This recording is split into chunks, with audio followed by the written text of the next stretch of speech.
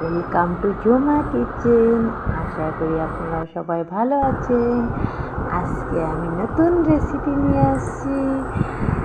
এটা হলো কলার ভাড়ালি।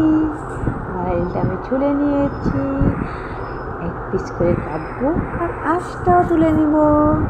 এরকম করে আমি সম্পূর্ণ ভাড়ালিটা কেটে নিব। তারপর সুন্দর করে আলু ভাজার মতো মিহি করে কেটে নিব। এরকমভাবে কেটে নেব। কাটা হয়ে গেলে আমার পুরোটো আমি এখানে একটু হলুদের গুঁড়া একটু লবণ মেখে নিব, যেন যে ভাড়ালিটার কষ্টটা থাকে সেটা বেরিয়ে যায়। আমার কাটা হয়ে গিয়েছে। এখন আমি নুন আর হলুদ দিয়ে দিব, দিয়ে অল্প চিপে নিব, জুড়ে চিপে 10 মিনিট রেখে দিব। এটার জন্য যে লাগবে আলুটা, ওই আলুটা আমি এখন ছিলে কেটে নিব। মিহি করে পাতলা পাতলা টুমটুম করে আমি আলুটা কেটে নিব। আলুটা ছোলা হয়ে গিয়েছে। কীভাবে আলুটা কাটছি দেখতেই পাচ্ছেন। যত ছোট করে কাটবেন অত ভালো হবে আলুটা। আমি একটু বড় বড়ই কেটেছি, অত ছোট কাটিনি।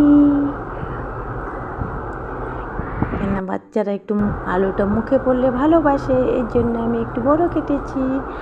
আলুটার মধ্যে আমি লবণ দিয়ে দিলাম, একটু ভালো করে ধুয়ে নেই। আমি লবণটা মেখে দিয়েছি, ওইটাও ধোয়া হয় নাই, পরে আমি দুটোটা ধুয়ে নিব ভালো করে। আলুটা আমি ধুয়ে নিয়ে নিয়েছি, এটার মধ্যে জল দিয়ে রেখে দিয়েছি। এখন আমি কড়াই বসিয়ে দিয়েছি, এখানে আমি তেল দিয়ে দিয়েছি। এখন আমি শুকনো লঙ্কা দিচ্ছি ফোড়নের জন্য। এখন আমি একটু কালো জিরে দিয়ে দেবো, কেন কোনো ভাজিতে একটু কালো জিরা দিলে ভাল লাগে খেতে।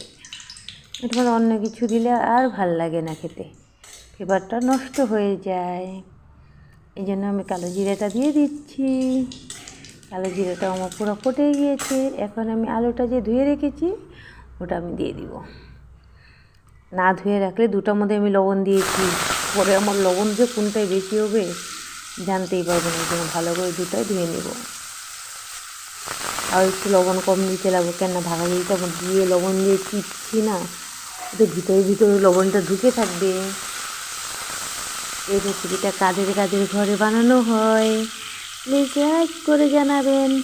আর যদি যারা ভাবলেন এটা নতুন রেসিপি, কমেন্ট করে জানাবেন, তবে নতুন রেসিপি আবার দিব আপনাদের জন্য। লবণ হলুদ আমি একটু দিয়ে দিলাম, ওখানে দিয়ে আছে হলুদ, ওই জন্য ভাড়া দিতে তো একটু হলুদ দিয়ে হয়ে গেছে, এই জন্য দিতে লাগবে না। আলুটা ভাজা হইতে আমি এটার জলটা চিপে নিব। একদম নরম ছিল ভাড়ালিটা, কাটতেও যত ভালো লাগছে না, চিপতেছি একদম চিপা হয়ে যেতেছে। একদম ভাজার পরে ভাড়ালিটা দেখাই যায়নি। এটা বাচ্চাদের খাওয়ার জন্য খুব ভালো। বাচ্চারা ভাড়ালি খেতে ভালোবাসে না, তাদের জন্য বেস্ট খাবার এটা। এভাবে বাচ্চারা দিলে খুব ভালো খাবে।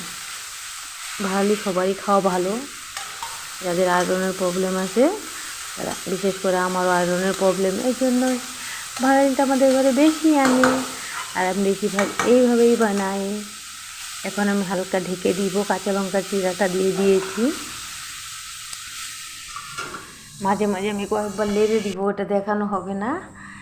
এখন আমার ভাজাটা পুরা পারফেক্ট হয়ে গিয়েছে। এখন আমি সার্ভ করে নিব। আপনারা স্টিম ফার্স্ট অল্প কমায় দিবেন, তারপর স্টিমটা বাড়ায় দিবেন, বাড়ায় দিয়ে একটু পর লেড়ে নেবেন। একদম পারফেক্ট, দেখতেই দেখা যাচ্ছে একদম পারফেক্ট হয়ে গেছে। বাই সবাইকে।